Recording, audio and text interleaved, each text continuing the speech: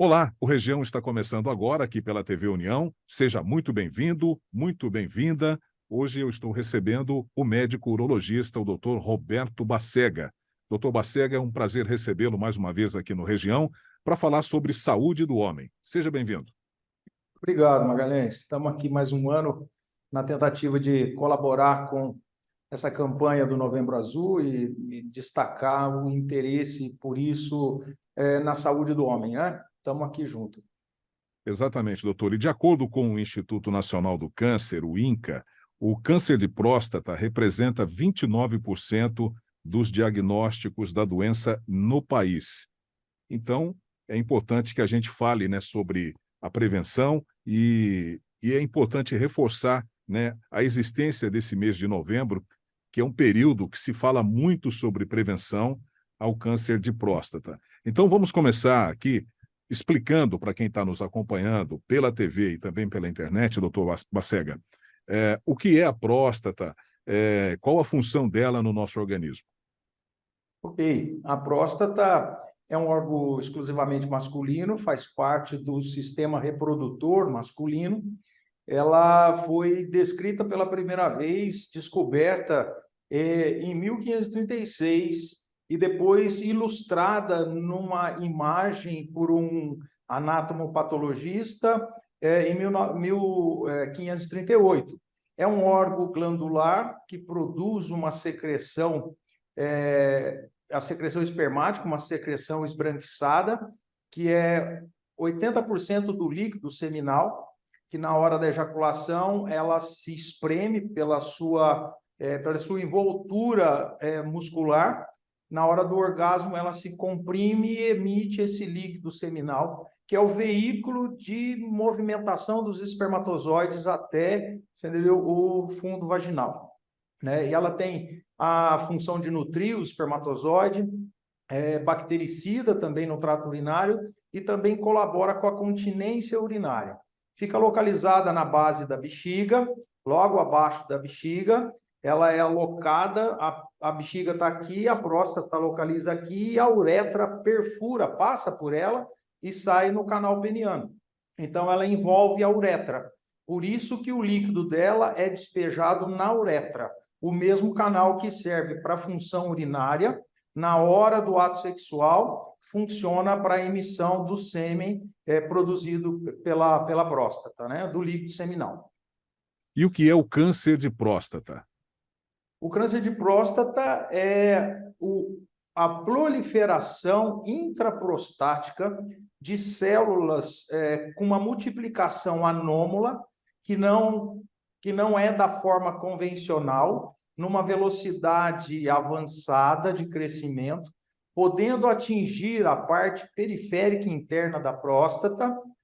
Para que entendamos isso, é bom imaginar a próstata como uma laranja, que tem uma casca e tem um bagaço no meio, né? Então, o câncer começa ali no interior da próstata, vai se proliferando, atingindo praticamente a glândula e aproximando da cápsula da próstata, que seria essa casca, podendo extrapolar para fora da próstata numa fase mais avançada, atingindo órgãos periféricos da próstata, e numa fase tardia, ela se proliferar pelos vasos linfáticos até o sistema ósseo, que é a predileção da metástase da próstata, do enraizamento, né, vamos dizer assim, de uma forma leiga da doença, para a próstata. Ela multiplica para os ossos, primariamente. Primeiro os ossos da bacia, depois os ossos da coluna, depois fígado, pulmão e cérebro.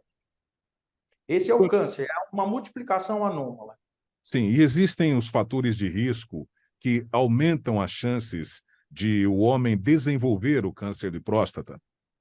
Fatores de riscos, o principal deles é a hereditariedade, né, que é aquela herança genética, que nós nunca sabemos se temos ou não.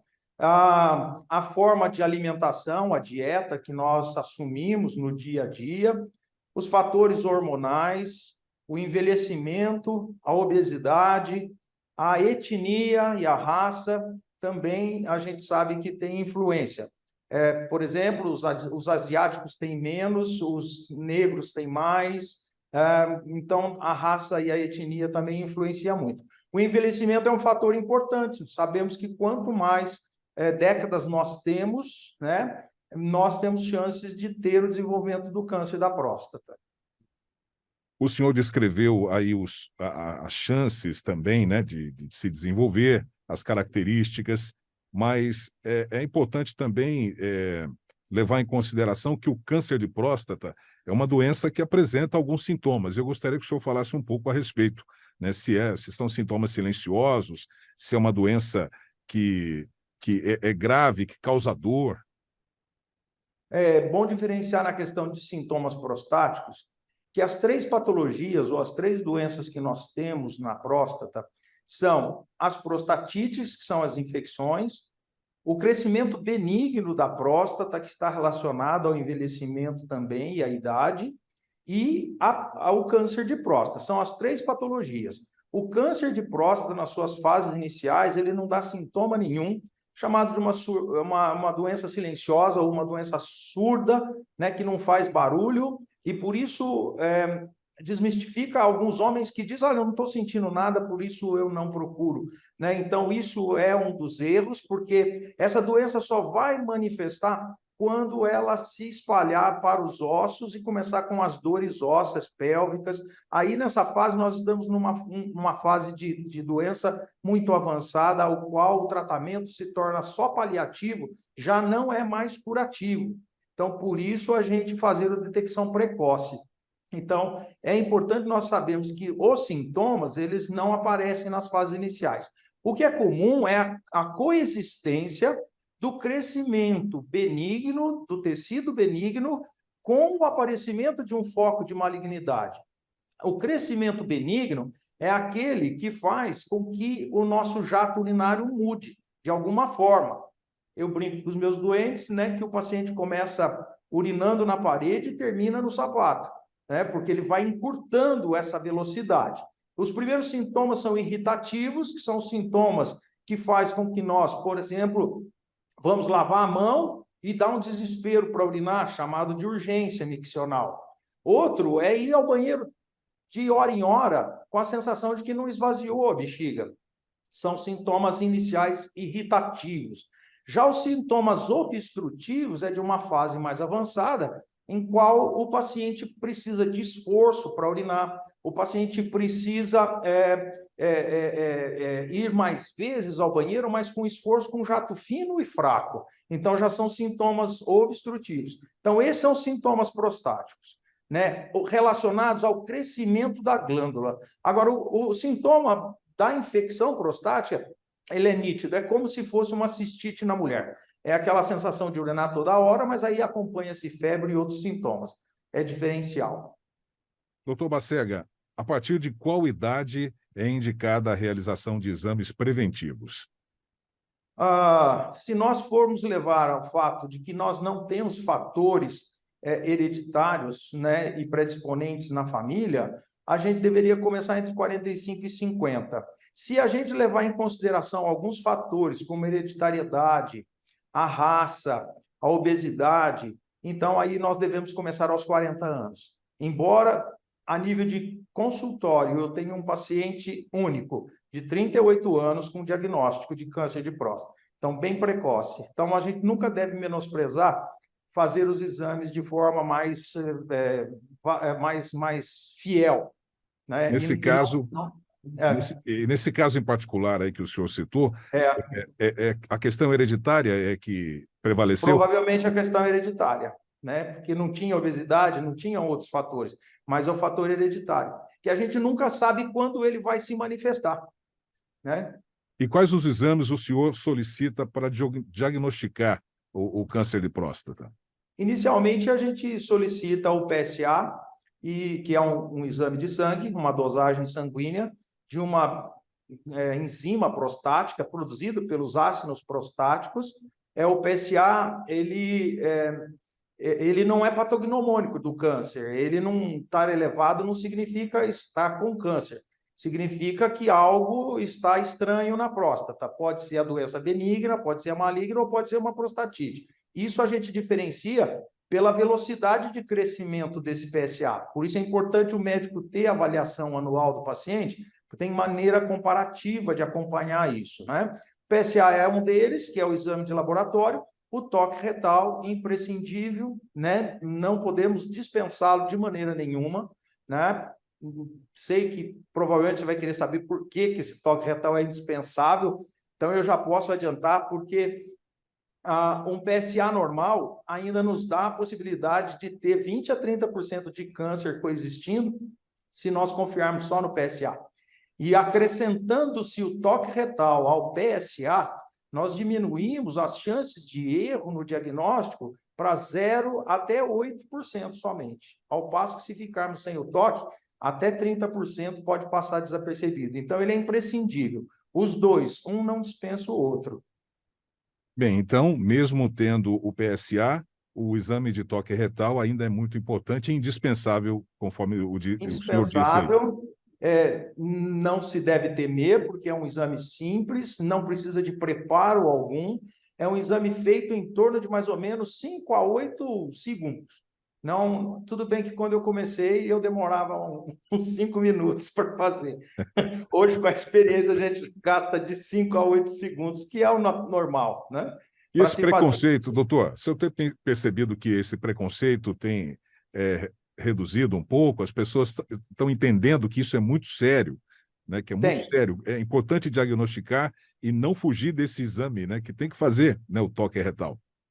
Bem, a campanha que ao longo de tantos anos já vem, né? No Brasil, desde 2011, mas no mundo, desde 2003, quando lá na Austrália, um grupo de amigos resolveram se dedicar a impressionar os homens a cuidar da sua saúde como um todo, né? A gente entendeu que é necessário a gente estar, entendeu, fazendo essa prevenção, né, no intuito de fazer a detecção do câncer de forma precoce, favorecendo a gente ter uma curabilidade para ela.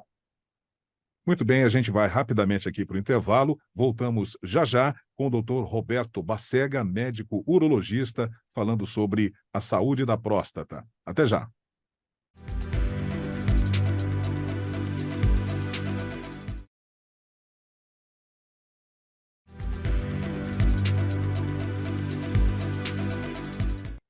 Nós já estamos de volta aqui no Região, hoje com a presença do Dr. Roberto Bacega, ele é médico urologista cooperado da Unimed Leste Paulista.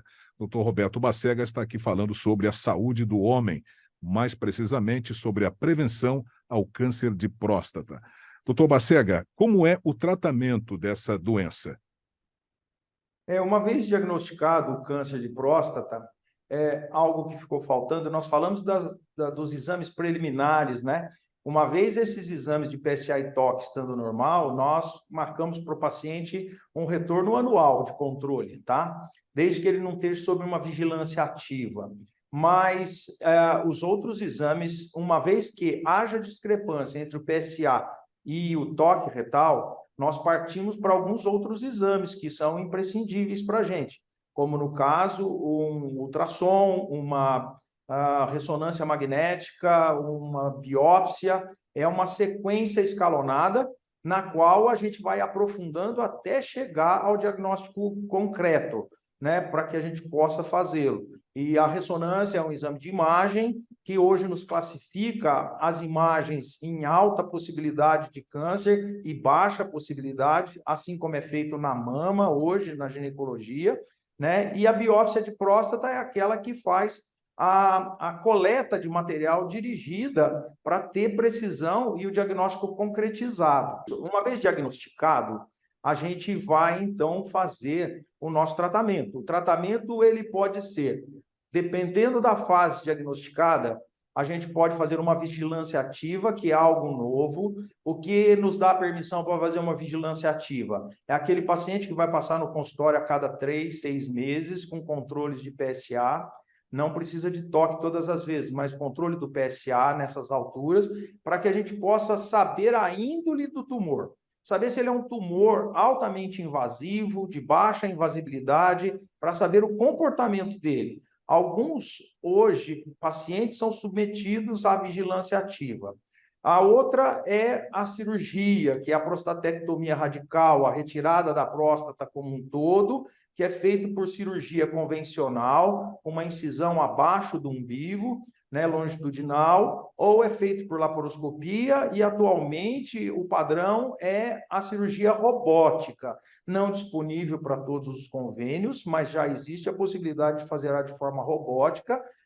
Oncologicamente, os resultados são semelhantes em todos os 3 tipos de cirurgia, porém, a recuperabilidade da cirurgia robótica é fantástica. Então, assim, é muito mais precoce e menos indolor.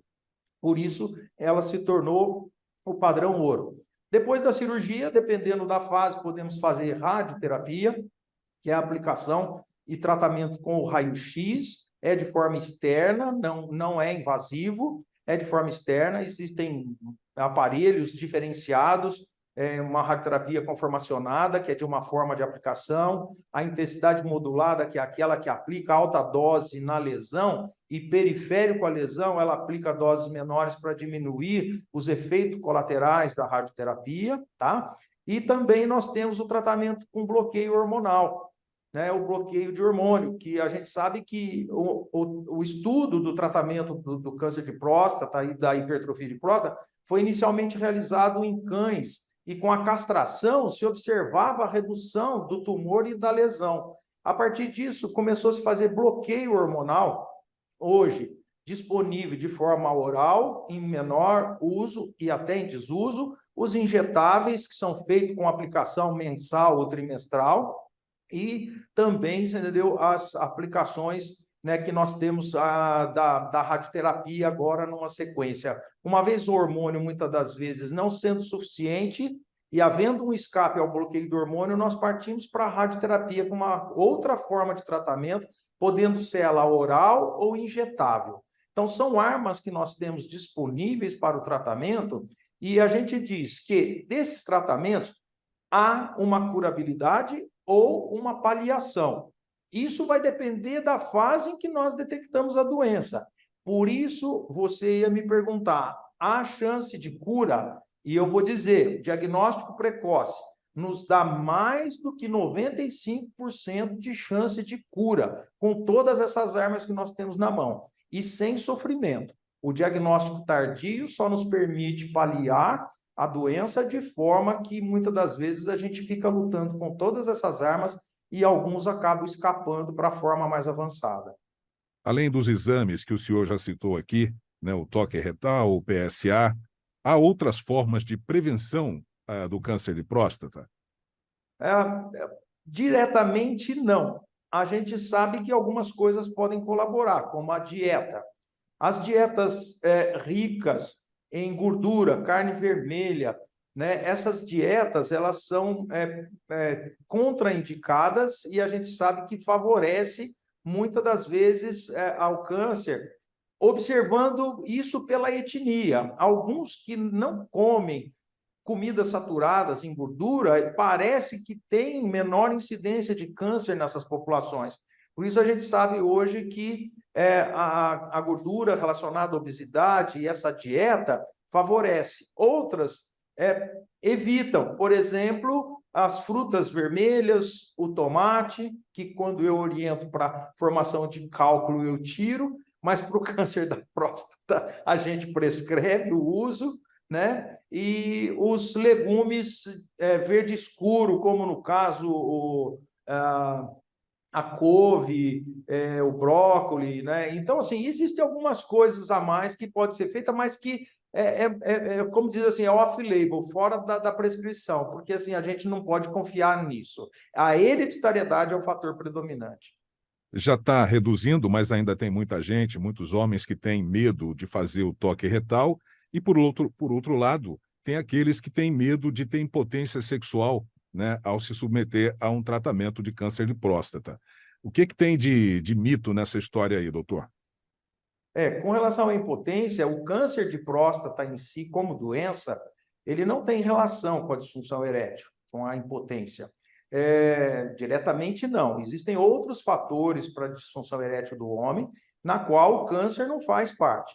O que existe relacionado à disfunção erétil e ao câncer de próstata está relacionado à ciência que ele precisa ter de que no tratamento cirúrgico da próstata, pode ser que tenha ou não algum grau de disfunção erétil depois do tratamento, o qual vai precisar aí de uma recuperabilidade dessa função na íntegra.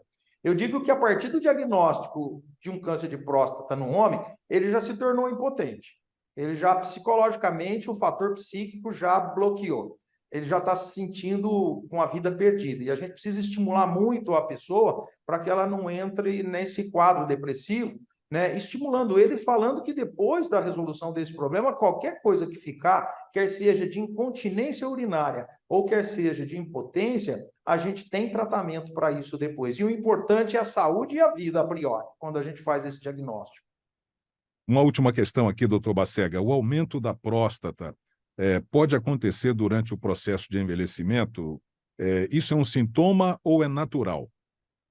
Isso aí, o crescimento da próstata benigno, né, que o que não é natural é o câncer, né? O crescimento benigno da próstata, ele é algo natural na vida do homem.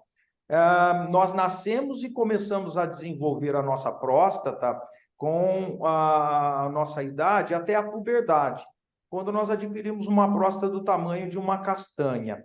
A partir dos 40 anos somente, da puberdade até os 40, isso fica praticamente do mesmo tamanho, e a partir dos 40 anos que nós começamos com o crescimento dessa próstata. Para alguns homens, a velocidade de crescimento dessa próstata é um pouco mais rápida, levando a sintomas urinários mais precocemente.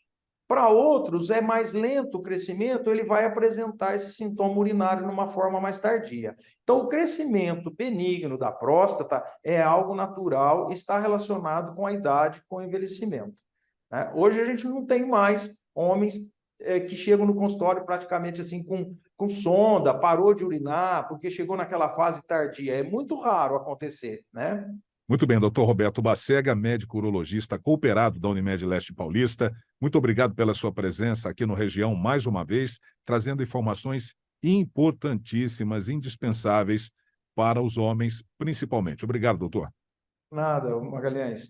Fica um adendo que a gente tem hoje, na verdade, durante o ano inteirinho, temos pacientes cumprindo o seu ano de tratamento. Não é só no Novembro Azul que eles hoje vêm. Isso já é fruto da educação, da ciência que os homens tomaram. Dificilmente tem uma consulta de um paciente que precisa fazer o toque que se negue. Hoje é muito difícil. Quase todos conscientizados dessa necessidade, porque tiveram um parente, algum amigo que padeceu. Então, eu acho que nós estamos no que nós queríamos atingir, entendeu? É uma consciência sobre a saúde do homem. E hoje, quando o paciente vem para o consultório para ver a próstata, a gente sabe que homem é difícil de fazer exame, então a gente já faz um check-up geral.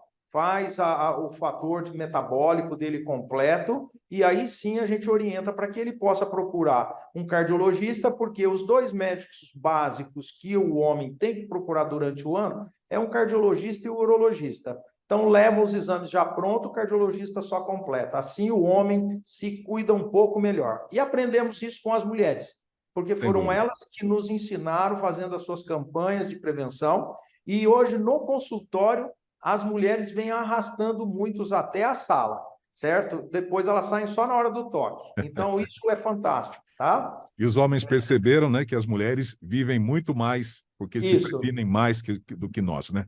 Muito obrigado, doutor Bacega. Até uma próxima. Um abraço. Um abraço. Até a próxima. E nós vamos ficando por aqui, agradecendo a você pela sua audiência. Um grande abraço e até o próximo Região.